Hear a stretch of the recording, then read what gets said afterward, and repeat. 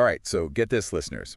Today, we're diving deep into Nazi Germany, Oh, okay. but not the typical battlefield stories you might be thinking of. Mm-hmm. We go nuclear physics, top-secret research, and a physicist named Abraham Esau. The twist. Okay, I'm listening. He was a Mennonite. Ever heard of a Mennonite physicist? A Mennonite physicist heading a nuclear program for Hitler? I mean, it's not exactly the first thing that springs to mind. Right. It's wild. So, to guide our deep dive today, we've got Wikipedia articles on Esau and the German nuclear program, and this really interesting blog post by the Anabaptist historians. Sounds like a fascinating mix. It is. So many questions, right? Like, what was Esau actually doing? Was he really trying to build a bomb? And how does his Mennonite background, this pacifist tradition, play into all of this? It's a real head-scratcher. Yeah, you don't often hear Mennonite and nuclear program in the same sentence. I'm intrigued. Me too. So let's start with the basics. The discovery of nuclear fission, splitting an atom to release energy.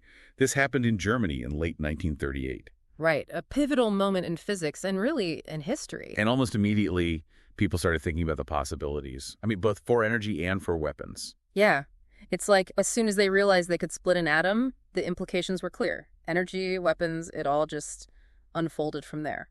So it wasn't like one aha moment that sent everyone into a panic. Yeah. But more like a ripple effect across different groups in Germany. Exactly. By early 1939, we see Paul Hartek, he's at the University of Hamburg, reaching out to the army, specifically the Ordnance Office. Emphasizing the military uses, right? Exactly. At the same time, you've got Jörg Joss and Wilhelm Hanley over at the University of Göttingen. Göttingen. Right. They're inspired by Hanlow's lecture on the Uran machine, this concept of a uranium machine. Sounds ominous. And they're informing the Reich Ministry of Education about potential uses, not just military, but potential uses across the board. Then you have Nikolaus Riehl. He's from Our Gesellschaft. Our Gesellschaft. Yeah, they had a stockpile of uranium. Riehl sees a business opportunity, right? So he contacts the army about production. So already you have scientists, the military, and industry all coming together, all interested in this new discovery. Wow, so a perfect storm brewing. And this is where Abraham Esau enters the picture. Yes, and this is where it gets even more interesting. So Esau was already a respected physicist, known for his work on VHF waves. VHF waves, like for radar and radio. Exactly. Early radar, radio, even television. Okay. This guy was no fringe scientist. So no basement lab with a crazy-haired scientist. Oh, no, not at all. But, and here's the real kicker, he was also a Mennonite. A Mennonite, known for pacifism. How do those two things even go together? It's a real puzzle, isn't it? You've got this pacifist religious background, and he's deeply involved in what is essentially a military research program. Doesn't quite add up, does it? It's like a square peg in a round hole. And to make it even weirder, that blog post, the one by the Anabaptist historians, they mentioned that someone who knew Esau described him as having a solid peasant skull. Solid peasant skull. Okay, that's a new one. Apparently, the Nazis considered that like the ideal for a scientist. It's just bizarre. But it really makes you wonder how individuals navigate a situation like that, right? Working for a regime like the Nazis, but coming from such a different background. It's the human element of history, right? It forces you to think about the individuals within these larger systems, their motivations, their compromises. It's fascinating. Absolutely. So with all that in mind, how did Esau end up in such a powerful position? Well, clearly he was a brilliant physicist. I mean, his work speaks for itself. In 1937, he becomes the head of the physics section at the Reich Research Council. Think of it like Germany's main science funding body. Okay, so he's a big deal in the German scientific community at this point. Oh, yeah. And then in 1939, he becomes president of the Reich Physical and Technical Institute. But the real turning point, the moment he takes center stage, is in December of 1942. Hermann Goering, one of the top Nazis, appoints him as plenipotentiary for nuclear physics research. Plenipotentiary, that's a mouthful. What does that even mean? Basically, he's in charge. The whole German nuclear program, they called it the Uranverein, is now under his direction. He decides what gets researched, who gets funding, the whole 9 yards, and all this under the watchful eye of Goering himself. I mean, talk about pressure. So we've got this Mennonite physicist suddenly in charge of the entire Nazi nuclear program. Mm-hmm. And it's called you said the Uranverein. That sounds kind of different from the Manhattan Project, the American effort to build the bomb. It was very different. The Uranverein was a lot more, how should I put it, decentralized. Decentralized, so not this big unified push like the Manhattan Project. Right. Different institutions, different personalities. Sometimes they even competed with each other. You had Werner Heisenberg, Kurt Diebner, Otto Hahn, Walther Bothe, all brilliant physicists, but each with their own priorities and ways of doing things. It wasn't a single, streamlined effort. So if Esau was in charge, did this decentralized structure make his job easier or harder? I mean, was he herding cats? That's a great question. It probably presented both challenges and opportunities, to be honest. On the one hand, trying to manage all these different personalities, competing interests, that couldn't have been easy. But on the other hand, having all these different avenues of research, maybe that led to more creativity, more out-of-the-box thinking. Who knows? It's like the old saying, too many cooks spoil the broth. Exactly. But sometimes having different perspectives can actually lead to breakthroughs. It's a delicate balance. And this is all happening under the Nazi regime. It's like a layer of complexity on top of an already complex situation. Absolutely. It makes you wonder what challenges Esau faced, not just as a scientist, but as a man with this unique and, frankly, kind of contradictory personal background. Yeah, it's a puzzle. We've only just begun to scratch the surface here, folks. Yeah. There's so much more to uncover about Abraham Esau and his role in the Nazi nuclear program. Stay tuned. Okay, so we've got Esau, our Mennonite physicist, who's somehow ended up in charge of the Nazi nuclear program. And this Urianverein, as we've learned, is kind of a hodgepodge of different groups and personalities, not exactly the well-oiled machine you might imagine. Right. So what kind of challenges did they face? I mean, it's wartime, resources must have been stretched thin. Absolutely, yeah. Competition for resources was a major issue. The sources we're looking at today mention that as a big hurdle, especially, as the war dragged on and things got more and more desperate for the Germans. Makes sense. And what about manpower? Was that a problem too? Huge problem. I mean, scientists, even brilliant ones, weren't exactly exempt from being called up to fight. Imagine trying to run a cutting-edge research program when your team is constantly being pulled away to serve on the front lines. Yeah, that must have been incredibly frustrating for someone like Esau. Yeah. Did they also face any kind of scientific setbacks? You mentioned something earlier about graphite. Right. There's some evidence they might have underestimated how effective graphite could be as a moderator in a nuclear reactor. A moderator? Yeah, think of it like this. A moderator slows down neutrons, which makes a chain reaction more likely to occur. Without a good moderator, well, building a working reactor becomes that much harder. So even something as seemingly simple as graphite could have had a big impact on their progress. Exactly. It shows you how scientific progress, even in something like nuclear physics, isn't just about these big theoretical breakthroughs. You also need to solve these very practical engineering problems. And for the Urianverein, those problems were made even harder by wartime pressures and just the lack of resources. Right. It all paints a pretty clear picture of the challenges they were up against. But I think the biggest question hanging over all of this, the one that a lot of our listeners are probably wondering about, is whether the Nazis were actually trying to build a bomb. What do our sources say about that? Well, that's the million-dollar question, isn't it? From what we can gather, the Urianverein's main focus actually seems to have been on developing a reactor for energy production, not primarily a weapon. Really? That's kind of surprising. I think a lot of people just assume that any nuclear research in Nazi Germany was all about building a superweapon. It's understandable, given what we know about the Nazi regime. But the sources we have, especially the Wikipedia article on the German nuclear program, really point to the reactors being their primary goal. Remember, Germany was under blockade, resources were dwindling. A functioning nuclear reactor, that could have been a game changer in terms of providing them with a new source of energy. So it was more about keeping the lights on as opposed to, blowing things up. In a way, yes. I mean, we can't totally separate the research from its potential military applications. I'm sure the possibility of a bomb was always there in the back of their minds. But the more immediate need seems to have been energy production. They needed to find a way to keep their war machine running. Right, that makes sense. But it still seems a little counterintuitive, considering how afraid the Allies were of a German bomb. The Wikipedia article even mentions Operation Cols. Also, this whole race to secure German scientists and their research before the Soviets could get their hands on it. Oh yeah, the fear was definitely real at the time. But from what we know now from post-war analysis, it seems Germany wasn't nearly as close to developing a bomb as everyone feared. So, a bit of wartime hysteria.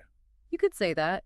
It just goes to show how, even in the middle of a conflict, when information is scarce and tensions are high, it's easy to misjudge what your enemy is capable of. It makes you think about all the what-ifs of history. What if the war had gone on longer? What if the Urianverein had actually managed to build a working reactor? Would it have changed the outcome of the war? Fascinating questions, but impossible to answer for sure. We can speculate, of course, but we'll never know for sure. What we do know is that the German nuclear program, under Esau's leadership, was this incredibly complex undertaking, full of scientific challenges, resource limitations, and all taking place under the shadow of the Nazi regime. And speaking of Esau, we can't forget about his unique background. How did his Mennonite upbringing, his pacifist beliefs, how did that play into all of this? Did he ever have any second thoughts about the work he was doing? That's a tough one. The sources we have today don't really give us a clear answer. We know he was a devout Mennonite and that his faith was probably a very important part of who he was, but he still chose to work within a system that was, in many ways, completely at odds with those beliefs. It's a real moral puzzle. Yeah. Was he just compartmentalizing, separating his faith from his work, or was something else going on? It's hard to say. Maybe he felt a sense of duty to his country, convinced himself that his scientific skills were vital to the war effort. Or maybe it was ambition or even fear. Perhaps he felt trapped in the system, like he didn't have a choice. It was probably a mix of all those things, to be honest. Living and working under the Nazis, I can only imagine the kinds of moral compromises people had to make, the dilemmas they faced. It must have been incredibly difficult. Absolutely. And we have to remember that people within the Nazi system weren't all, just good or evil. They were human beings operating within a system that was morally bankrupt, making choices, often very difficult choices, that sometimes contradicted their own values. It's a reminder that history isn't always black and white.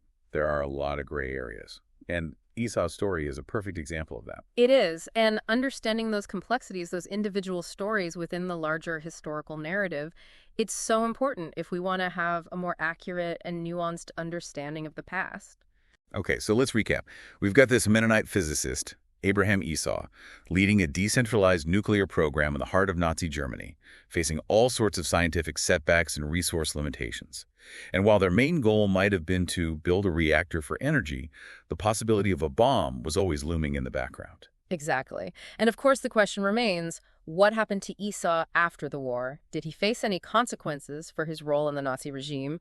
Was he able to reconcile his actions with his beliefs? It seems like we've got a whole other chapter to explore here, so stick with us, listeners, as we delve into the final part of Abraham Esau's story. All right, so last we left off, Esau was heading up the Uran. But the war ends, Nazis are out. What happens to a guy like Esau in the aftermath of all that? It's messy. He ends up a prisoner held by the Dutch. Prisoner? For what? Accusations flew that he was involved in looting Phillips' research facilities during the occupation, you see. So like war profiteering, taking advantage of the chaos? Essentially, yeah. They figured he was using his position to snag some goodies. That's pretty serious stuff. Oh, for sure. But get this. He's acquitted. Wait, they let him go? Sources don't dive deep into the details of the trial, but if he was cleared, I'm guessing the evidence wasn't too solid. Okay, so legally he's in the clear, but I doubt that's the end of the story. You're right on the money there. Here's the kicker. They convict him in absentia later. Hold on. They find him not guilty to his face, but guilty when he's not even there. What's the logic there? It does seem a bit backwards, but seems like the Dutch needed that conviction to claim damages from Germany, according to what we're reading. So even though Esau was already back in Germany, they went ahead with a second trial. Man, talk about rubbing salt in the wound. Really shows how long the shadow of war stretches, huh? Years later, and it's still impacting lives. So what, Esau just disappears from the scene then? Nope, he manages to worm his way back into German science. Remember those networks we were talking about? Yeah, scientists, the institution. Right. Well, it seems like Esau had some powerful friends. One name pops up. Leo Brandt. Bigwig in post-war science policy. So Brandt helps Esau slip back in, huh? Looks that way.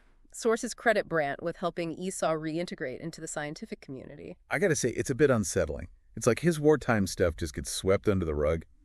Considering what went down under the Nazis, it's hard to imagine how a guy like Esau could just go back to a normal life. Yeah, it does raise some questions about accountability and how thoroughly Germany dealt with its Nazi past. But we got to remember, post-war Germany was all about rebuilding, and they needed skilled scientists, whatever their past might be. So what did Esau end up doing? Did he go back to his pre-war research? Funny you should ask. He basically picks up right where he left off. Shortwave technology became his focus. Visiting professor at RWTH Aiken University in 49. Okay, so he's back in the academic game. And then, boom, 1953, he's appointed head honcho at the Institute of High Frequency Engineering, part of the German Aeronautical Research Institute, Quite the comeback, considering everything. It's kind of wild, isn't it? From Nazi science program to leading post-war research. Like, how do you even process that shift? Shows his expertise was highly valued, for sure. But there's a twist. 1954 rolls around, and Esau is almost given a medal. Big honor for his work on diathermy, this medical treatment using heat. So they're about to recognize his scientific contributions despite his past. Yep. But hold your horses, another twist. Max von Laue steps in, Nobel Prize winner in physics and a staunch anti-Nazi. What, he protests the medal? Basically, argues that honoring Esau, given his role in the Nazi regime, would be disgraceful. Wow, so even after rebuilding his career, Esau couldn't escape his past. The past has a way of sticking around, doesn't it? Actions have consequences. Esau's story is proof that even decades later, those wartime choices still mattered. Well, folks, that's quite the journey we've been on. From Mennonite pacifist to Nazi science leader to post-war comeback and controversy. Esau's life was anything but straightforward. It's a story that really makes you think. About individual motivations within a totalitarian regime, the ethics of science in wartime, the ripple effects of choices made under extraordinary pressure. It reminds us that history isn't just about dates and battles, but about people. Real people grappling with impossible choices, facing the consequences, and ultimately shaping the world we live in today. And Esau's story, well, it's still relevant even now. It challenges us to think critically about responsibility, about how we judge individuals within complex historical situations, and about the legacy we choose to leave behind. So listeners, as we wrap up our deep dive into the life of Abraham Esau, we leave you with some questions to ponder. What do you think motivated his choices under the Nazi regime? How do we reconcile his scientific achievements with his wartime actions? These are tough questions with no easy answers, but they're worth wrestling with. Because ultimately, understanding the nuances of the past helps us navigate the complexities of the present. Until next time, folks, keep exploring, keep asking those tough questions, and keep diving deep.